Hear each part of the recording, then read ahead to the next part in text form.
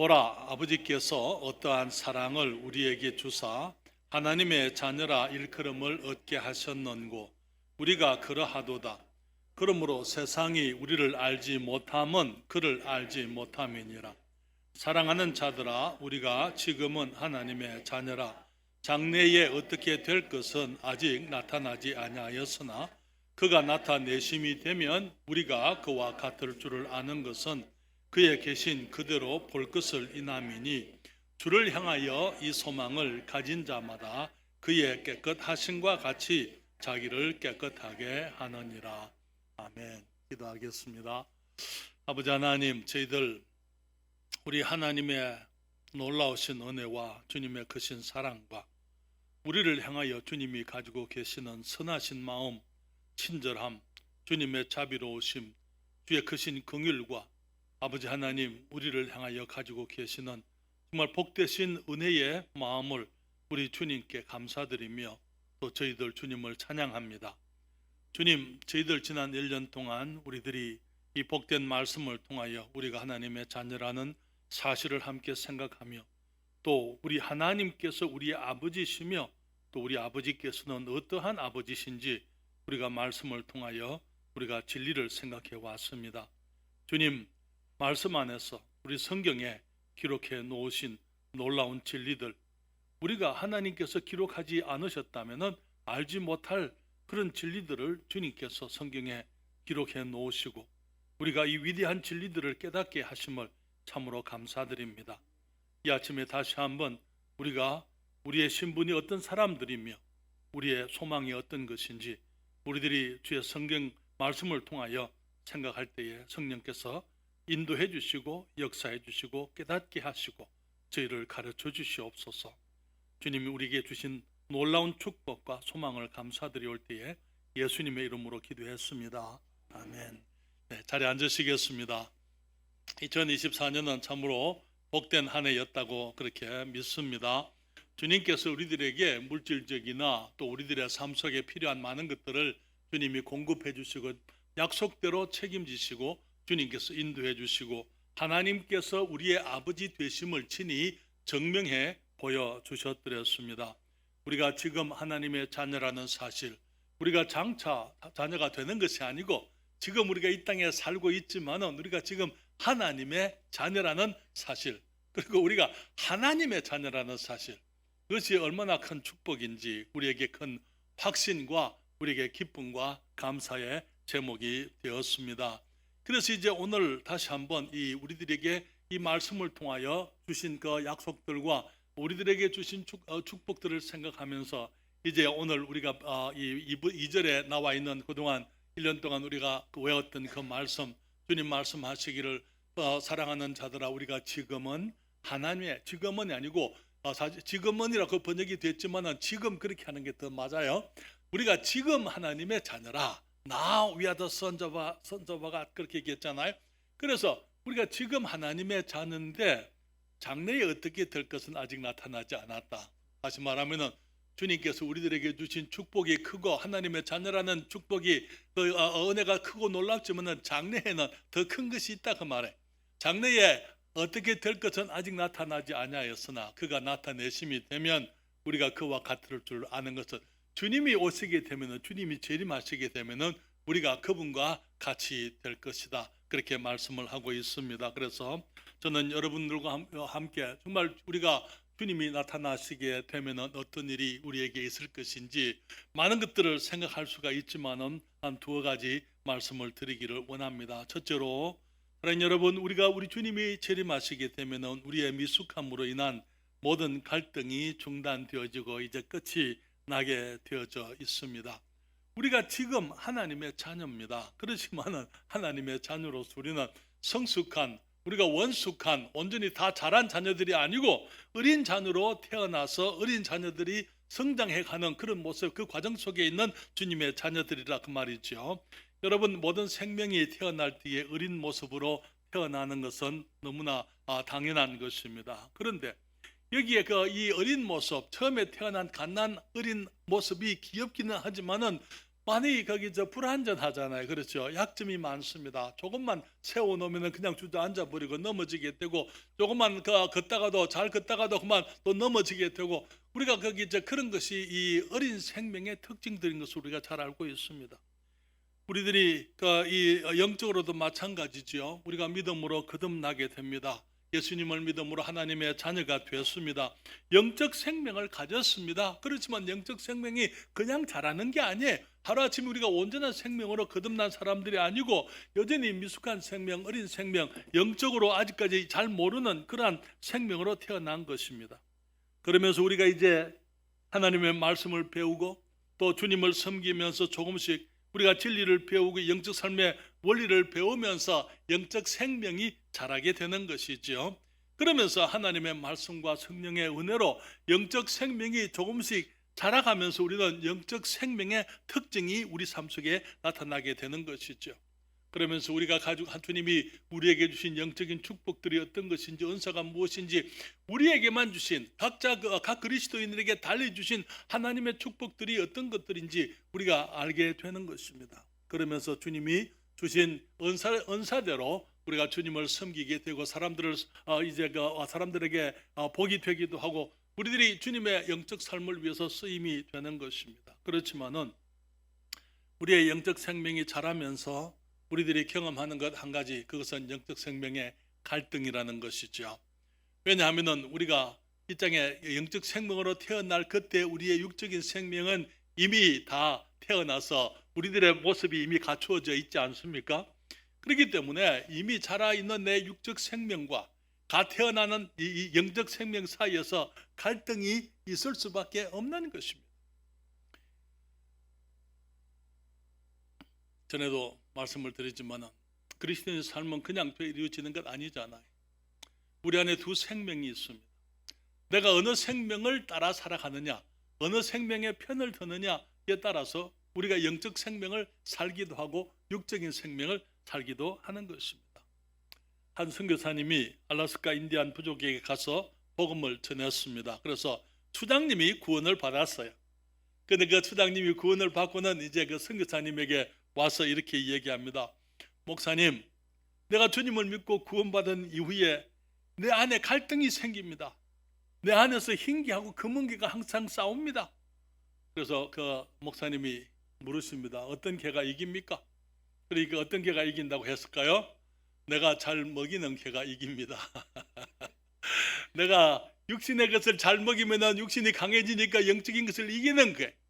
영적인 생명을 잘 먹이게 되면 영적 생명이 이제 성장하면서 육신을 이기는 것입니다. 그래서 우리 예수 그리스도를 믿음으로 구원받은 우리들에게 거룩한 영적 소원을 가지고 있지만은 우리 안에 또 영적 소원을 가로막는 우리의 육적인 욕구가 있는 것입니다. 그래서 우리가 흰게 영적 생명이 이기도록 우리들이 영적 생명의 편을 들게 되면은 우리의 마음속에는 평안과 기쁨과 감사가 있게 되어져 있어요. 그러나 내가 만약 검은 게 편을 들게 되면은 좌절과 갈등과 혼동과 아픔이 있게 되는 것입니다. 그것은 우리 모든 그리스도인들의 경험입니다. 우리 모든 그리스도인들이 그러한 삶을, 영적 성장의 과정을 영적 갈등 속에서 우리가 살고 있다는 것이죠. 갈라디아서 5장 16절부터 17절에 주님 말씀하시잖아요. 내가 이르노니 너희는 성령을 쫓아 행하라. 그리하면 육체의 욕심을 이루지 아니하리라. 육체의 소욕은 성령을 거스리고 성령의 소욕은 육체를 거스리나니 이 둘이 서로 대적함으로 너희의 원하는 것을 하지 못하게 하려 함이니라. 우리에게 두 소욕이 있어서 육체의 소욕과 성령의 소욕이 영적 생명의 욕구와 이 육적 생명의 욕구가 함께 있어서 서로 대적해서 영적인 것을 이루려고 하면은 육적인 것이 막는 거예요. 육적인 것을 이루려고 하면은 이 영적인 생명이 막는 것입니다. 그러면서 우리 모든 그리스도인의 삶 속에 영적 싸움과 갈등이 지속되는 것입니다. 그러면서 우리들이 조금씩 영적인 것을 이기고 영적으로 성장하면서 성령님의 인도하심을 따르는 만큼 우리는 하나님의 자녀로서 거룩한 삶을 살아가게 되는 것입니다. 그렇게 성장을 잘 하다가도 한순간 우리가 방심하고 한눈을 팔게 되면은 다시 사탄의 유혹과 육체의 욕심을 따라 넘어지는 것이 우리의 갈등이고 우리의 고민이고 우리의 슬픔이고 우리의 아픔인 것입니다. 사랑하는 여러분, 하나님의 자녀로서 성숙하고 거룩한 삶을 향해 자라가다가 넘어지고 실패하고 실수하는 것은 우리를 힘들게 만드는 요소입니다. 그렇지만 사랑하는 여러분, 하나님의 자녀로서 누구든지 이 땅에서 온전히 성숙한 사람은 이 땅에서는 없습니다. 다시 말하면 모든 그리스도인들이 성숙의 정도는 다 다를 수 있지만은, 그러나 모두가 지금도 계속해서 성장해 가고 있고 성숙해 가고 있는 그 도중에 노상에 있다는 것입니다. 그래서 우리는 미숙의 정도는 다 다르지만은 다 미숙한 하나님의 자녀들이고, 또 성숙의 정도도 다르지만은 하나님의 자녀로서 우리가 자라가고 있는 사람들이라는 것입니다. 어제 우리 거기 성품교실에서 우리 아이들에게도 잠깐 얘기했는데요. 우리 아이들이 1년 전의 모습하고 지금의 모습이 다릅니다. 그렇죠? 그런데 아이들이 많이 달라졌잖아요. 우리 수정이가 얼마나 많이 달라졌는지 몰라요. 저는 거기 아직 어린 모습이 있지만 이제는 숙녀가 되기 위해서 자라가고 있잖아요. 그렇죠? 가은이도 마찬가지고, 우리 선영이 보면은 이거 1년 전의 모습 여러분 한번 상상해 보세요. 우리가 여기 할아버지 할머니 1년 전에 선영이 어땠는지 우리 아시잖아요. 그렇죠? 근데 지금은 이제 갈수록 더 어젓한 형이 되어져 가는 것입니다. 요즘은 이제 어린 아이들을 챙기기도 해요. 지금 다른 애들 챙기기도 하고 있고, 우리 다인이나 채웅이나 또 우리가 윤성이가 이제는 거기 이제 어젓해져 가고 있잖아요. 그렇죠? 하나님께서 아이들이 우리가 보기에 그렇게 잘하는 것 같지는 않지만은 잘하게 해주고 아이들이 자라가고 있는 것 우리가 알고 있잖아요. 그런데 아이들이 자라기 위해서 그냥 아이들이 자란 거 아니에요. 지난 1년 동안 아이들은 또 자기들 나름대로의 고통과 어려움과 시련과 갈등과 고민과 그렇게 아이들이 성장해 왔습니다. 우리의 그 착각은요, 많은 경우에 아이들은 아무 문제가 없고 문제는 어른들만 가지고 있다고 생각하는 겁니다. 그렇지 않아요. 아이들도 성장하는 고통, 갈등이 있는 것입니다. 학교에서 친구들과의 갈등이 있고, 집에서 이 형제 자매들 간의 갈등이 있고, 부모님들과의 갈등이 있고, 그러나 갈등 속에서 아이들이 부모님을 순종하고 말씀을 사모하게 되고 기도하게 되고 주님을 믿는 믿음 가운데 아이들이 성장해 가는 것이죠. 사랑하는 여러분, 성장이라는 것은 아름다운 것입니다. 그렇지만은 때로는 성장이라는 것은 고통스러운 것이기도 한 것입니다. 그렇지만 모두가 다 성장하는 건 아니에요. 또 우리는 항상 기억해야 될 것은 우리가 잘 성장하다가도 언제든지 우리가 넘어질 수 있다는 사실입니다. 그렇죠? 나는 한 번도 지난 2024년 살면서 한 번도 넘어지지 않았습니다라는 그런 그리스도인들이 혹시 계신가요? 아무도 없습니다. 그렇죠? 저도 오른손을 못 들고 왼손을 들고 있는 겁니다. 우리가 모두가 넘어질 수 있다는 거 방심해서는 안 되는 것입니다. 사도 바울도 그 위대한 사도, 그리스도인의 한 모범이 될 수 있는 사람으로서 가장 위대했던 하나님의 사람 사도 바울도 이렇게 말합니다. 고린도전서 9장 26절 27절에 그러므로 내가 다름질하기를 향방 없는 것 같이 아니하고 싸우기를 허공을 치는 것 같이 아니하여 내가 내 몸을 쳐 복종하게 하면 내가 남에게 전파한 후에 자기가 도리어 버림이 될까 두려워함이로라. 사도 바울의 두려움이 뭡니까? 내가 다름질 하는데 향방 없는 것 같이 아니하고 싸우기를 허공을 치는 것 같이 하지 않는다. 내 몸을 내가 쳐서 복종케 한다. 그 말은 목표를 가지고 절제해가면서 그의 삶의 질서를 유지해가면서 정말 해야 할 것을 하고 하지 말아야 될 것을 하지 아니하고 늘 복종하게 하는 것, 절제하는 삶을 사는 그 이유는 내가 남에게 전파한 이후에 자기가 내가 도리어 버림이 될까. 버림이 된다는 것은 구원을 잃는 것을 말하는 것 아닙니다. 넘어지는 것을 말하는 것이고 주님의 계획을 망치는 것을 말하는 것이고 주님의 뜻에서 벗어나 더 이상 쓸모없는 사람이 되는 것을 의미하는 것입니다. 그것이 우리를 힘들게 만드는 것입니다. 많은 경우에 우리가 승리하다가도 넘어지고 또 승리하다가도 넘어지는 것, 그래서 우리의 육신이 피곤해요. 그렇죠? 이 죄와 싸우는 것이 힘듭니다. 히브리서 12장 4절에 말하기를 너희가 죄와 싸우되 아직 피 흘리기까지는 대항치 아니하고 사랑하는 여러분, 우리 주님께서 우리의 죄를 위해서 피를 다 흘리셨습니다. 그렇기 때문에 우리가 우리의 죄를 위해서 피 흘릴 필요는 없습니다만, 그러나 우리는 늘 죄와 싸우는 거예요. 죄와 우리 안에 있는 이 갈등들, 죄의 육체의 그 욕구들을 내가 절제하며 그래서 억누르며 하나님의 말씀을 줘서 살려고 우리가 힘쓰고 애쓰고 거룩한 삶을 추구하는 것이, 그것이 우리들에게 때로는 무거운 짐이 될 수가 있다는 것입니다. 그래서 사람들을 사랑하고 싶지만 사랑하지 못하는 우리들의 갈등, 정말 사람들의 그 못난 모습들을 용납하고 용서하고 기다려주고 인내해주고 싶지만은 그러지 못해서 내가 그 사람들을 향하여 정말 비판하고 비난하고 원망하고 사람들을 대적하는 우리의 모습들, 우리들에게 있어서 가장 어려운 싸움이 있다면 나와의 싸움이에요. 그렇죠? 내가 나와 싸우는 것이 가장 힘든 것이죠. 다른 사람이 모르는 나와의 싸움들, 그것으로 인해서 우리가 때로는 지치기도 하고 우리가 낙심하기도 하고 절망하기도 하고 좌절하기도 하고 그만 이제 그냥 포기하고 싶은 그런 경우들도 있게 되는 것입니다. 그런데 우리가 포기하려고 넘어져 있으면은 그걸로 그냥 우리가 끝이 날 수 있는 게 아니고 우리 아버지께서 그냥 내버려 두지를 않아요. 히브리서 12장 5절부터 6절에 주님 말씀하십니다. 또 아들에게 권하는 것 같이 너희에게 권면하신 말씀을 잊었도다. 일러스되 내 아들아, 주의 징계하심을 경히 여기지 말며 그에게 꾸지람을 받을 때에 낙심하지 말라. 그 사랑하시는 자를 징계하시고 그의 받으시는 아들마다 채찍질하심이니라 하였으니, 우리가 실수하고 넘어지게 되면은 우리들도 힘든데 하나님께서도 기쁘지 않으세요.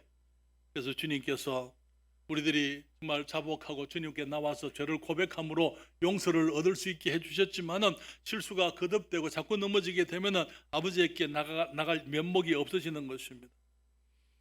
때로는 일어서기를 거부하고 그냥 넘어져 있고 싶은 것이 많은 경우 우리들의 고백입니다. 그렇지만 그럴 때마다 내 안에 성령님께서 말씀을 하시고 아버지께서 우리를 독려하시는 것입니다. 많은 경우 우리가 범죄하게 되고 우리가 넘어지게 되었을 때 구원의 기쁨을 상실하고 더 이상 거룩한 삶에 대한 가망이 없는 것처럼 생각이 되어지고 역시 나는 안 되는구나, 낙심 가운데 자기를 비하하는 열등의식에 빠지기도 하는 것입니다.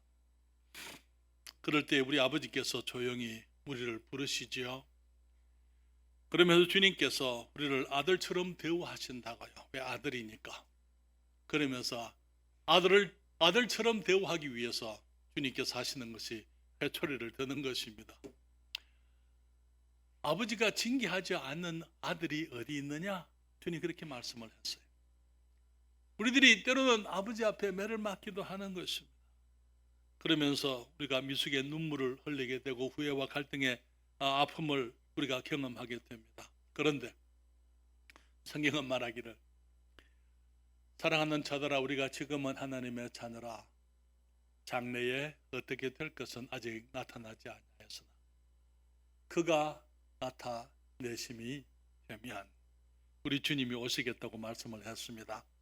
우리 주님이 오시게 되면 우리는 거기서부터 우리의 미숙함으로부터 우리의 실수로부터 우리의 절망과 아픔으로부터 우리가 온전히 자유를 얻게 되는 것입니다.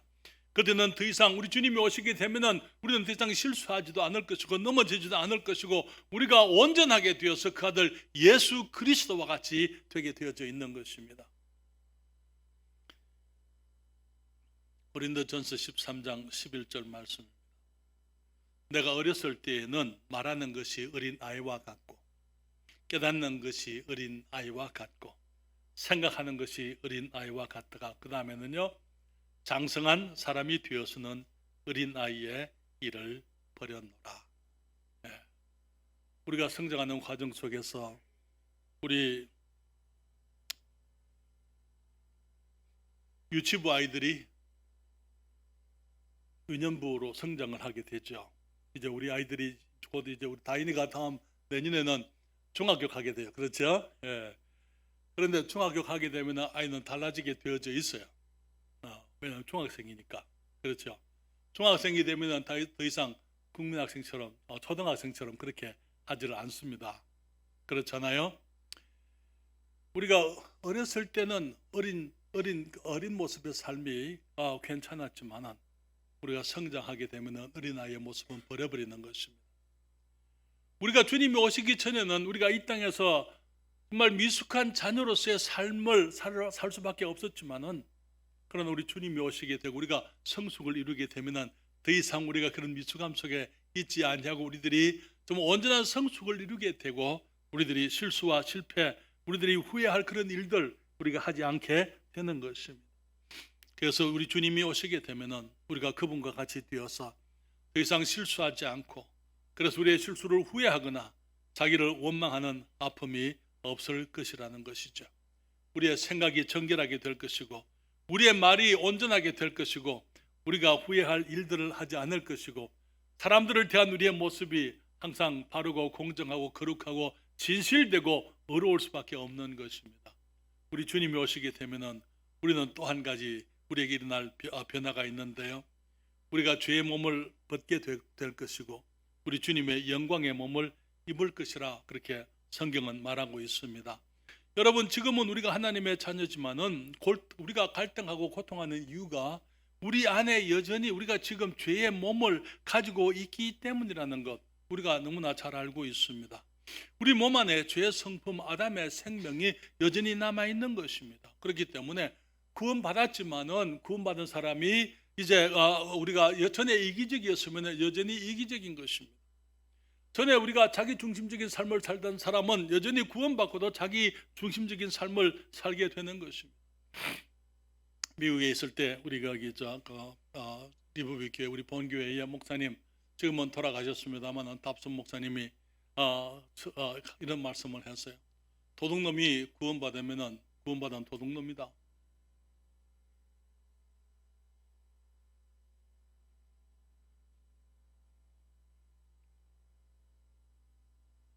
무슨 말입니까? 구원받았으니까 그냥 도둑질하는 걸 딱 끊고 완전히 새로 변화되느냐? 그게 아니라는, 죄의 습관이 여전히 우리에게 남아있는 것입니다. 왜? 우리가 죄인이기 때문에, 죄의 성품을 가지고 태어났기 때문에 그런 것이죠. 그렇기 때문에 정말 우리가 내 안에 가지고 있는 온갖 더럽고 악한 죄, 그것을 너무나 많은 경우에 그것이 익숙하잖아요. 그렇게 살아가는 것이 익숙하니까 그것에 대해서 합리화하고 죄를 놓으려고 하지를 않는 것입니다. 우리가 죄인인 이유는 우리의 행위 이전에 우리의 마음에 악이 가득하기 때문인 것입니다.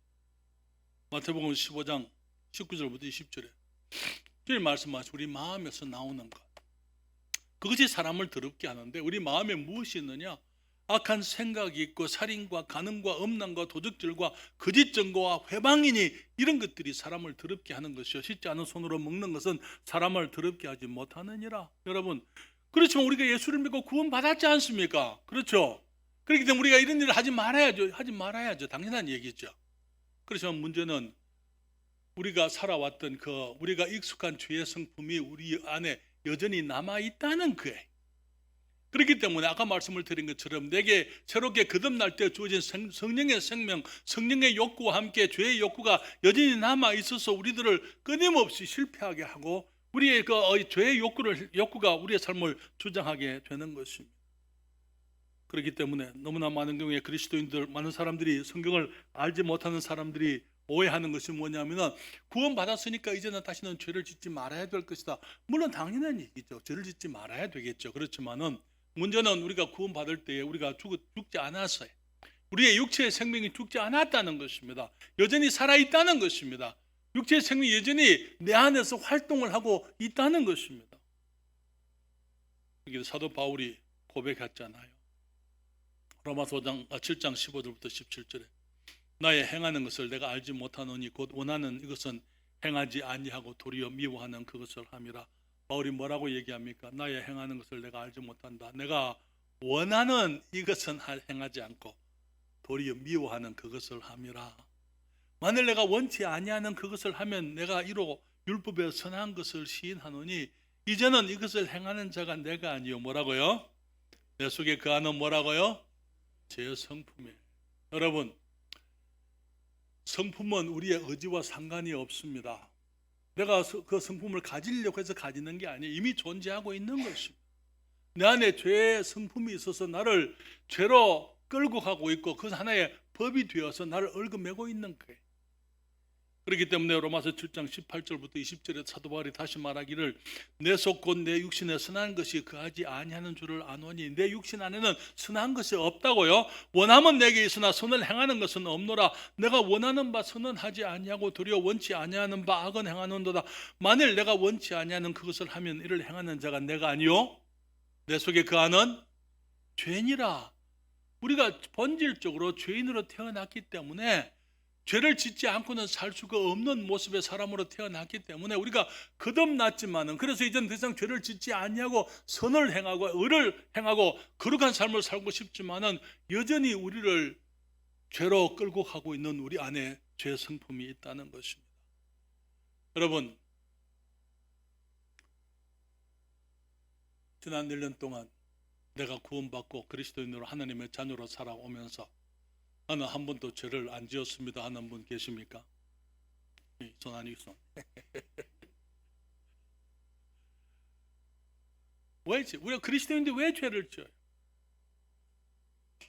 우리 안에, 우리 몸 안에, 우리의 육신에 죄의 본질이 있기 때문에 우리가 사랑하지 못하고 미워하게 되고 용납하지 못하고 배척하게 되고 우리가 용서하지 못하고 원망하게 되고 우리들이 정말 해야 될 것이 무엇인지 알면서 그것은 하지 아니하고 하지 말아야 될 것이 무엇인지 알면서 그것은 하는 거예요.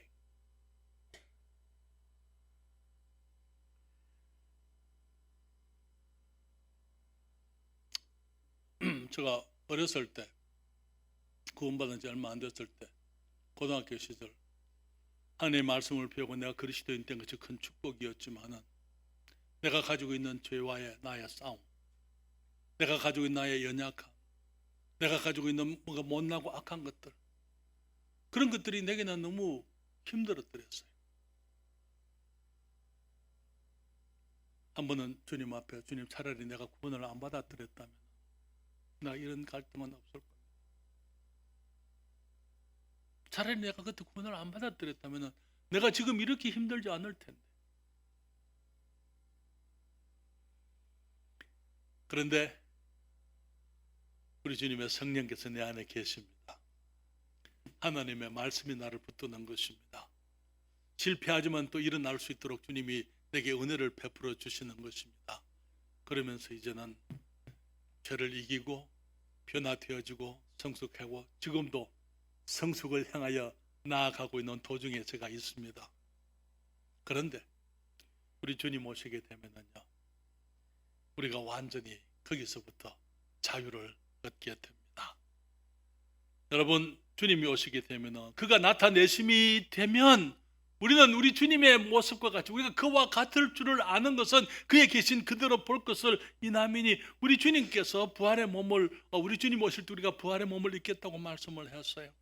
주님께서 그들을 데리고 우리 앞에 돌아가셨던 그 모든 성도들 주님과 함께 있지만 그들이 주님이 재림할 때 같이 오겠다고 말씀을 하고 그들의 몸이 다시 살아나서 이제는 다시 죽지 않는 몸, 단순히 죽지 않는 몸이 아니라 이 죄와 상관이 없는 온전한 몸을 입게 될 것이라고 주님이 말하고 있는 것입니다.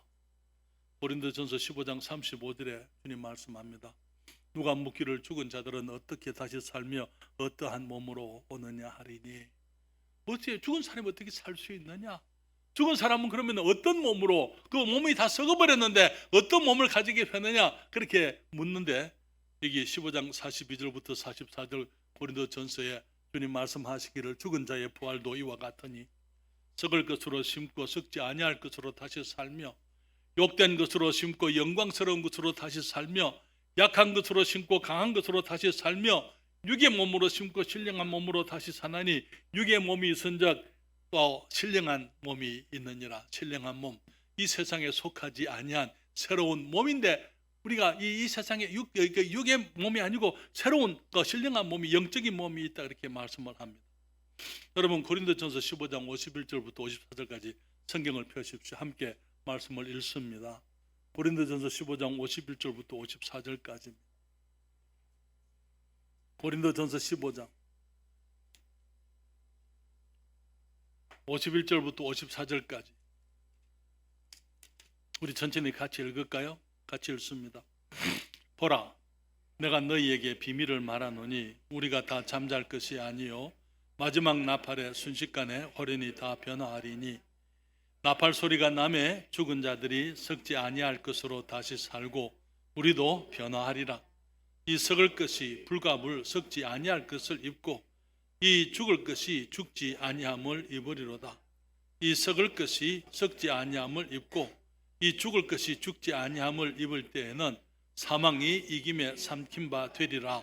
기록된 말씀이 응하리라. 아멘. 마지막 나팔 소리에 우리 주님께서 구름을 타고 주님의 성도들과 함께 오시게 될 겁니다. 주님이 재림하실 때 이 땅에 모든 성도들의 무덤이 일어나게 되고 거기서 죽은 사람들이 모든 성도들이 다시 부활하게 되면서 그들이 공중에서 이제 그 영과 몸이 결합이 되어지게 되는 것입니다. 그러면서 우리 살아남아 있는 사람들도 우리들이 변화되겠다고요.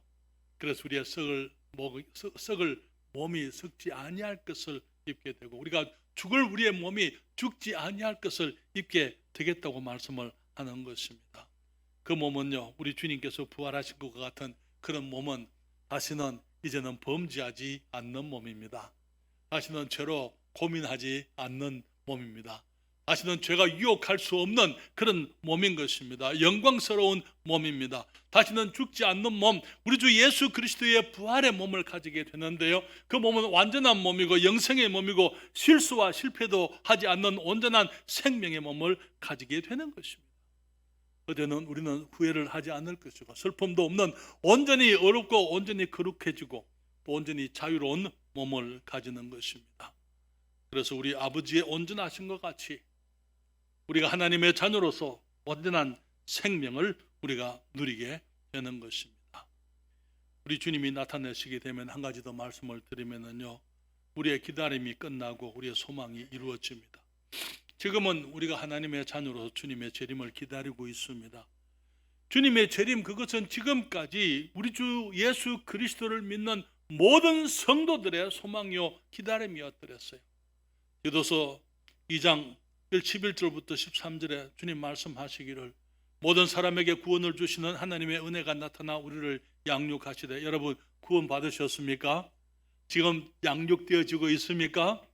여러분 지금 우리가 잘하고 있는데 그것을 주님 말씀하시기를 경건치 않은 것과 이 세상 정욕을 다 버리고 근신함과 어려움과 경건함으로 이 세상에 살고, 그리고 말하기를 복스러운 소망과 우리의 크신 하나님 구주 예수 그리스도의 영광이 나타나심을 기다리게 하셨으니. 우리들의 소망이 있습니다. 우리 주님이 오시면 우리가 주님과 같이 되는 것입니다. 그런데 그 기다림은 그냥 무조건 기다리기만 하는 건 아니에요. 모든 기다림은 끝이 있습니다. 모든 기다림은 끝이 있게 되어져 있는 것입니다. 성경은 말하기를 우리 주님이 오시는 것을 기다리는 것은 우리 그리스도인들만 아니라고요. 주님 말씀하시기를 모든 세상의 피조물들이 하나님의 자녀의 나타남을 기다리고 있다고 말하고 있습니다. 로마서 8장 19절부터 21절까지 성경이 말하기를 피조물의 고대하는 바는 하나님의 아들들에 나타나는 것이니 피조물이 허무한데 굴복하는 것은 자기 뜻이 아니요 오직 굴복해 하시는 이로 말미암음이라. 그 바라는 것은 피조물도 썩어짐의 종로로 다녀서 해방되어 하나님의 자녀들의 영광의 자유에 이르는 것이니라. 그러나 여러분, 우리 사람들이 범죄했을 때에 늘 말씀을 드리지만 하나님께서 사람을 저주하지 않으셨어요. 사람을 저주하지 않으시고 주님께서 땅을 저주하셨습니다. 그래서 그때 이후로부터 주님께서 말씀하시기를 땅이 저주를 받았기 때문에 땅에서부터 사람들이 쓸만한 것들이 나오지를 않습니다. 가시와 엉겅퀴가 나오기 때문에 사람들이 먹고 살려면 이제는 땅을 갈아야만 되고 수고하게 주님이 하셨어요. 하나님께서 이 땅이 저주를 받게 했을 때 땅에서는 이제는 온갖 악한 일들이, 짐승들이, 강한 짐승들이 약한 짐승들을 이제 거기 해치죠. 이게 들판에 가면은 그냥 아름다운 것은 나지 않고 온갖 잡풀들만 나게 되고 가시나무들만 나게 됩니다. 피조물들이 고통 중에 있다고, 탄식함 가운데 있다고 성경이 말하고 있습니다.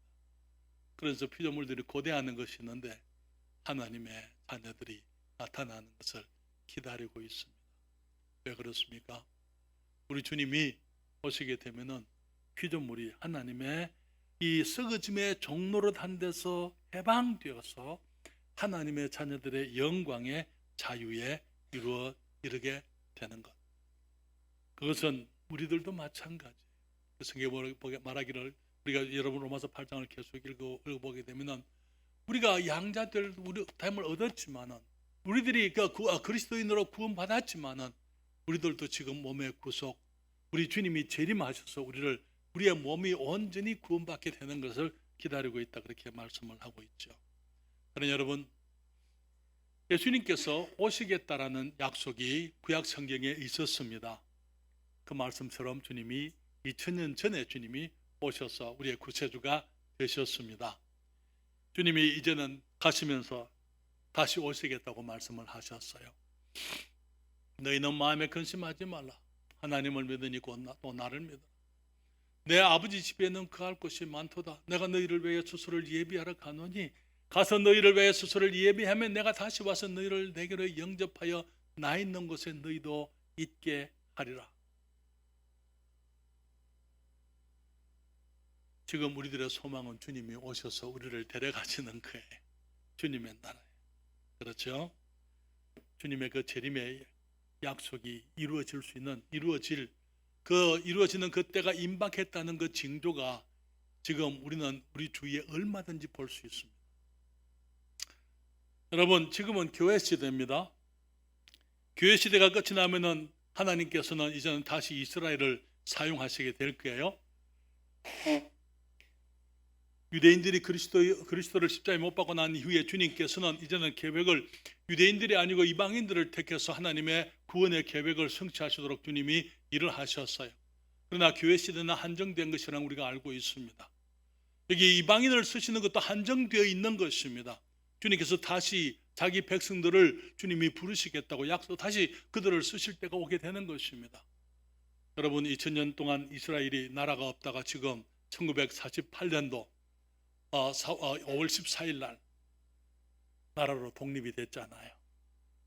2000년 동안 나라가 없던 그 민족을 주님이 다시 다 부르셨어요. 왜? 이제는 주님의 약속이 이스라엘을 다시 사용하실 그 약속을 주님이 이루셔야 되기 때문에 교회 시대가 끝이 나게 되고 다시 이제 새로운 시대, 이제 그 약속 시대가 이제 그 하나님의 약속을 통해서 이스라엘이 회복되어지는 그 시대, 그것은 또 야곱의 환란의 시대라고도 말하기도 하는데요. 그 약속이 이루어져야 되기 때문에 지금 이스라엘을 다시 모으고 계시잖아요. 여러분, 우리는 2025년에 2월 달에 거기 이스라엘을 이행하고자 몇 년 전에 계획을 했습니다. 그런데 우리가 지금 못 갑니다. 왜? 아직도 전쟁이 안 끝났어요. 여러분, 이스라엘은 그 국민이 전부 다 해봐야 몇백만 명 안 돼요. 그런데 그 주위에는 지금 그 수억의 이 아랍인들이 있습니다. 그렇죠? 전쟁이 1년을 넘겼는데요. 그 작은 나라 이스라엘을 주위에 있는 아랍 국가들이, 이란이, 이라크가, 시리아가 이기지를 못하는 거예요. 그 팔레스타인의 하마스가 지하의 터널을 뚫고 이스라엘을 괴롭히려고 하고, 헤즈볼라가 시리아 쪽에서 그렇게 거기 공격을 하려고 하지만은 이스라엘을 감당 못하는 것입니다. 왜 그렇습니까? 하나님의 택하신 백성이 주님이 눈동자처럼 지키겠다고 말씀을 했잖아요. 그런데 온 세계가 결국은 이제 이러한 갈등 속에서 이스라엘을 없애려고 하는 아마겟돈 전쟁이 이제 일어나게 될 겁니다. 지금 세계 역사는 그것을 향하여 지금 가고 있잖아요. 그때 주님께서 이스라엘을 구원하기 위해서 이스라엘 땅에 지상 재림을 하시는데, 주님이 지상 재림하시기 7년 전에 주님은 공중 재림하시게 되어져 있어요. 공중 재림은 그리스도인들을, 여러분과 저와 같은 그리스도인들, 교회를 위해서 주님이 오시게 됩니다. 7년 이후에 주님이 이스라엘을 위해서 지상에 오시게 되는 것입니다. 사랑하는 여러분, 그렇기 때문에 우리는 우리 주님의 재림하심이 매우 임박한 것을 우리가 알고 있어요. 그렇죠? 세상은 갈수록 더 힘들게 되어져 있습니다. 한국이 너무 어지럽잖아요. 여러분, 한국이 더 좋아지지 않을 거라고 저는 생각이 됩니다. 우리 아이들이 염려해요. 그렇죠? 그래서 우리 주님 오시게 되면은 모든 것 다 끝나는 겁니다. 우리의 기다림이, 우리가 많은 경우 실수하고 넘어지고 엎어지고 무릎을 깨고 눈물을 흘리고 우리 주님 앞에 하소연하고 우리들이 고민하고 하는 그 모든 것들이 우리 주님이 오시게 되면, 그가 나타내심이 되게 되면 다 끝나게 됩니다. 늙고 병들고 약해지는 우리의 몸, 이것들이 이제 없어지게 되고 새로운 몸, 영광의 몸, 하늘에 속한 몸, 주님이 새로운 몸을 우리들에게 주실 것입니다. 그것도 우리는 더 이상 주님의 재림을 기다리지 않고 기다림이 끝이 나게 되고 우리 주님과 함께 영원토록 하나님의 축복을 누리게 될 것입니다. 우리 주님이 언제 오실지는 지금도 모릅니다. 주님이 아무도 모른다 말씀하셨어요.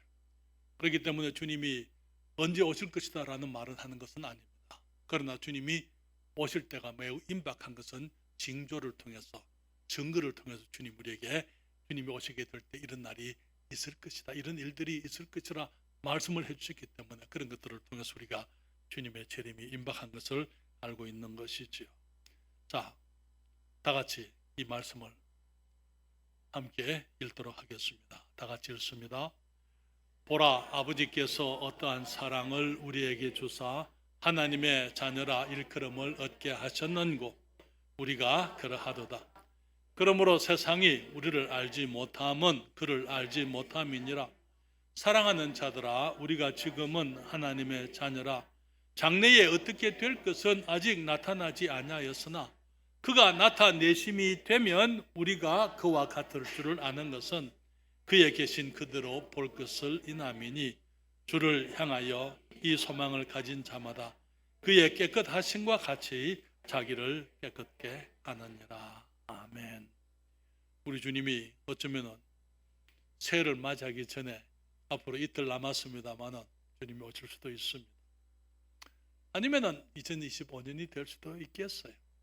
그러나 그 날짜가 중요한 건 아니고 지금 내가 어떻게 살고 있느냐, 내가 하나님의 자녀로서 우리 주님이 재림하시는 것을 내가 기다리며 주님 앞에 주님이 오시면 부끄러움 없이 설 수 있도록, 내가 힘이 들지만은 죄를 이기고 유혹을 물리치고 말씀의 원리를 따라서 성숙을 향하여 살고 있느냐 하는 것이죠. 이제 하나님의 자녀들처럼 살아가십시다. 그래서 죄와 유혹에서 승리하십시다. 세상에 소망을 두지 말고 우리 주님의 재림을 기다리며 함께 살아가게 되기를 바랍니다. 기도하겠습니다.